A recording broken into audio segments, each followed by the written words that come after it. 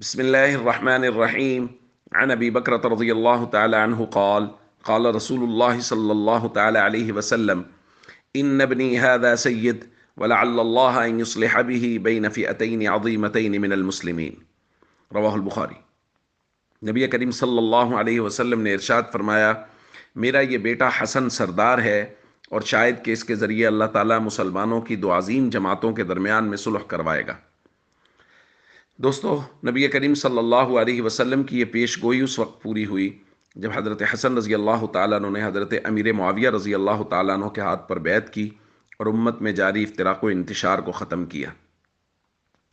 دوستو، میں کہا کرتا ہوں، اللہ بہت جزائے خیر دے اہل بیت کے افراد کو کہ انہوں نے ہمیشہ اپنے عمل کے ذریعہ سے صحابہ کرام پر ہونے والے اعتراضات کا جوابات دیے ہیں۔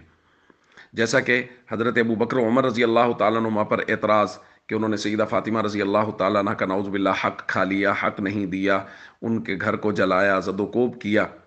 تو حضرت علی رضی اللہ تعالیٰ عنہ نے اپنے عمل کے ذریعے سے اس کا جواب دیا اور امت کے لوگوں کو بتایا کہ جب میں نے ابو بکر و عمر رضی اللہ تعالیٰ عنہ کے ہاتھ پر بیعت کی، ان کے پیچھے نمازیں پڑھی، ان کے دور میں قاضی القضات رہا،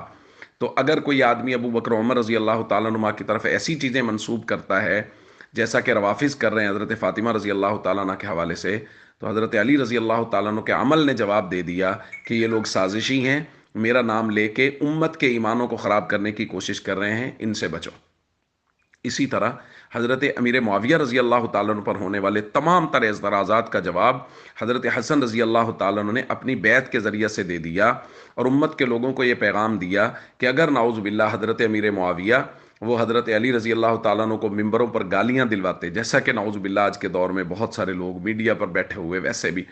یہ باتیں کر رہے ہیں، روافظ کرتے ہیں، یا اسی طرح اگر امیر معاویہ رضی اللہ تعالیٰ عنہ باغی ہوتے تو بھائی میں اور آپ اگر کسی باغی کے ہاتھ پر بیعت کرنے کے لیے تیار نہیں ہیں تو پھر حضرت علی کے بیٹے حضرت حسن رضی اللہ تعالیٰ عنہ انہوں نے کیسے حضرت امیر معاویہ رضی اللہ تعالیٰ عنہ کے ہاتھ پر بیعت کر لی اگر وہ باغی تھے؟ تو حضرت حسن کی بیعت سے ہمیں یہ بات یقینی طور پہ معلوم ہو گئی کہ امیر معاویہ رضی اللہ تعالیٰ عنہ ایک سچے عادل حکمران تھے، مسلمانوں کے خلیفہ تھے، اور اسی بات کی بنیاد پر حضرت حسن رضی اللہ تعالیٰ عنہ نے ان کی بیعت کی ہے۔ لہذا ہم سب کو ان پر اعتماد کرنا چاہیے جن پر اہل بیت کے افراد نے اعتماد کیا ہے۔ حضرت امیر معاویہ رضی اللہ تعالیٰ عنہ پہ مکمل اعتماد رکھیں اور کسی میڈیا سکالر کے پیچھے نہ لگیں کہ اس نے یہ کہا وہ کہا، ان کی بات معتبر نہیں ہے، یہ حالات کو زیادہ بہتر نہیں جانتے، حضرت حسن زیادہ بہتر جانتے تھے، حضرت حسن اس دور میں موجود تھے اور وہ حضرت علی رضی اللہ تعالیٰ عنہ کے بیٹے تھے، وہ جنتی نوجوانوں کے سردار تھے۔ جب انہوں نے حضرت امیر معاویہ رضی اللہ تعالیٰ عنہ کے ہاتھ پر بیعت کر لی تو سارے معاملات انہوں نے حل کر دیے۔ اب ان کے فیصلے پر امت پر چاہیے، امت کو لازم ہے کہ وہ حضرت حسن کے فیصلے پر اعتماد کرے اور حضرت امیر معاویہ رضی اللہ تعالیٰ عنہ پر مکمل اور کامل اعتماد رکھے، اور جو لوگ امیر معاویہ رضی اللہ تعالیٰ عنہ کے خلاف کیمپین چلا رہے ہیں ان لوگوں سے ہمیشہ چوکنے رہیے، ہوشیار رہیے اور ان سے ہمیشہ بچ کر رہیے۔ السلام علیکم ورحمۃ اللہ وبرکاتہ۔